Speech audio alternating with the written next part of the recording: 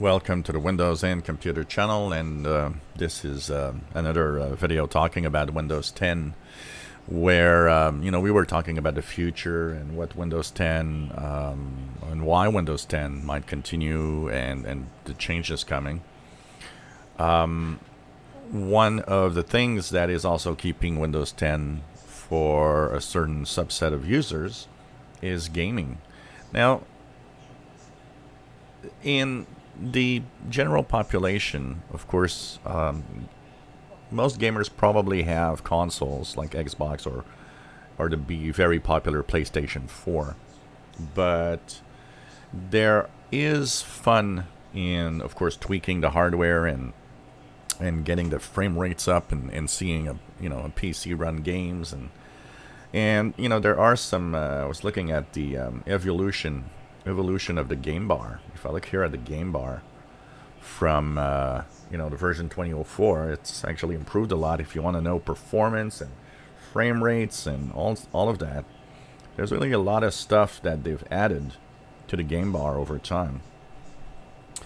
And you can actually also do game recordings with the game bar without having any other software installed, which is also something kind of cool.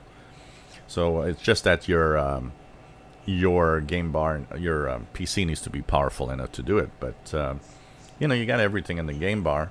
I don't see a lot of people using the game bar though, and that is something that I wonder if it's simply because there's already like often we see there's a lot of tools that are already the ones that people prefer, and the game bar might not be something that people use simply because they have other tools already. But gaming is part of the Windows ecosystem, that's for sure. How big is the gaming market on a PC? That's the thing that I'm not sure of. I wonder if gaming. I do gaming. I purchased the laptop that I have here, an Acer Nitro 5, in the spirit of gaming, and I do game. I've purchased a few games. I've got Ori and Will of the Wisps. I play Halo.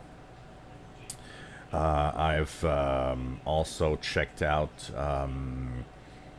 things like oh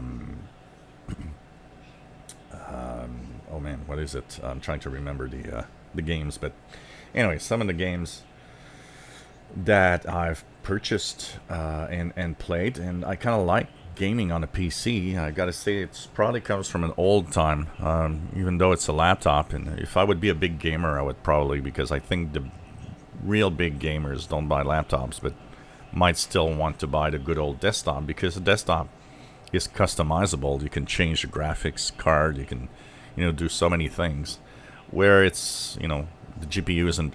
You can't change the GPU or CPU in a laptop, really, and it's not the same.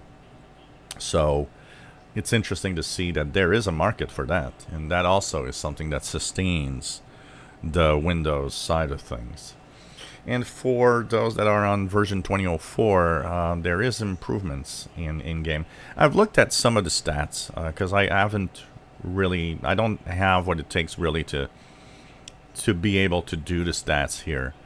I rely mainly on what I see online, and from what I see is if you have the latest driver in version 2004, which is the May 2020 update, I've seen a lot of people say that there's a 5 to 10% increase in frame rate, which is important. If you are just on the edge of the good frame rate for a game, 5 to 10% might put you there.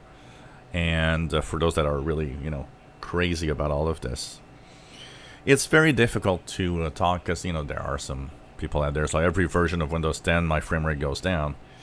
Yeah, but there's so many things that you got to take into account. And having the latest hardware is part of it.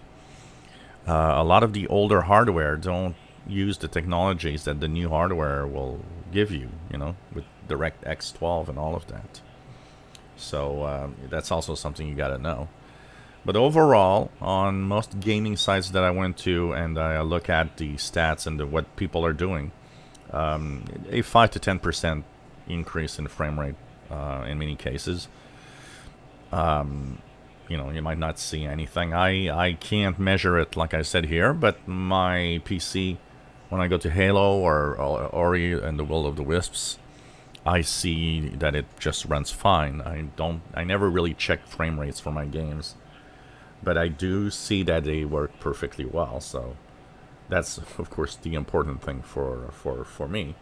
But you know, real core hardcore gamers, a lot of them like to see, you know, the results of all of these updates. If you enjoy my videos, please subscribe, give us a thumbs up. Thank you for watching.